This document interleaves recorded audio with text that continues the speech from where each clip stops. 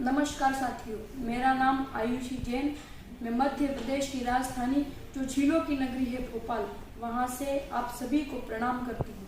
साथियों, सितंबर महीने में कृषि से संबंधित 3 नए विधेयक लाए गए थे, जिन पर राष्ट्रपति की मुहर लगने के बाद वे अब कानून में बदल चुके हैं।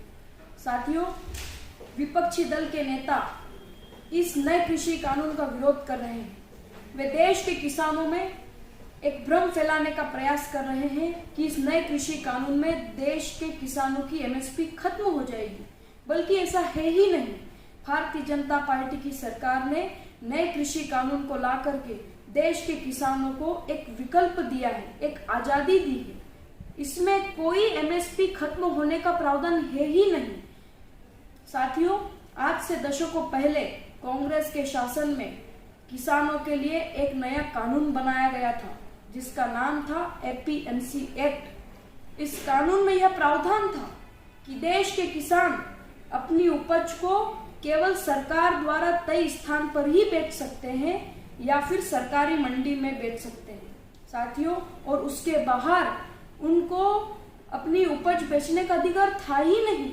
आज इस कानून को बंद करके भारतीय जनता पार्टी की सरकार ने नए कृषि कानून को ला करके देश के किसानों को आजादी दी है। आजादी कैसे दी है?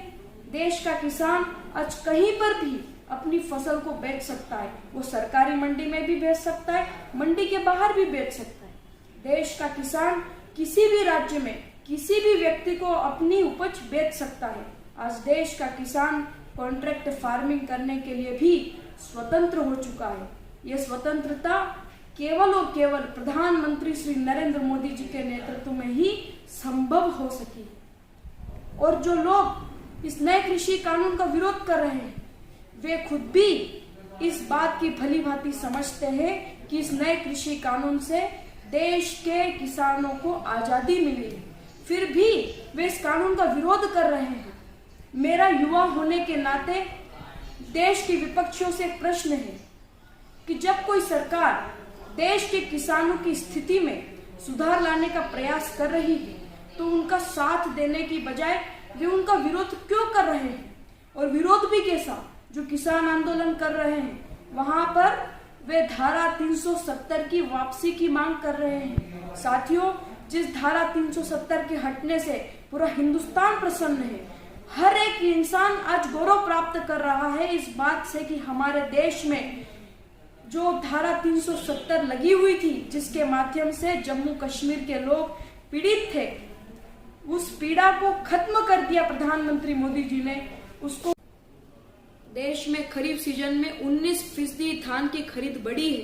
देश के अंदर इस वर्ष 60,000 करोड़ रुपए में 318 लाख टन धान की खरीद हुई है। साथियों, उसमें से पंजाब में 63.75% केवल पंजाब का ही हिस्सा है। आज वे लोग इस नए कृषि कानून का विरोध कर रहे हैं। साथियों, 2013-14 में देश के अंदर गेहूं की न्यूनतम समर्थन मूल्य 1400 रुपए प्रति क्विंटल हुआ करती थी, जो 2020-21 में बढ़कर 1975 रुपए प्रति क्विंटल न्यूनतम समर्थन मूल्य है। यह है प्रधानमंत्री श्री नरेंद्र मोदी जी का नेतृत्व, जो हर वर्ष न्यूनतम समर्थन मूल्य बढ़ रही है।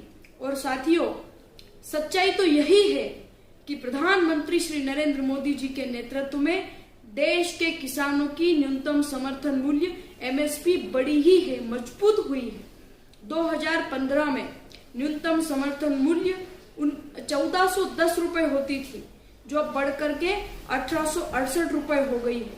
साथियों, ये है बदलाव प्रधानमंत्री श्री नरेंद्र मोदी जी का।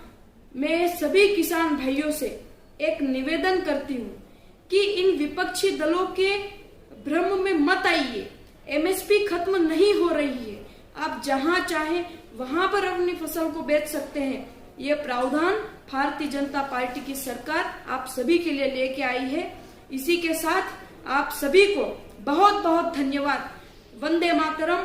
जय जवान, जय किसान। नमस्कार।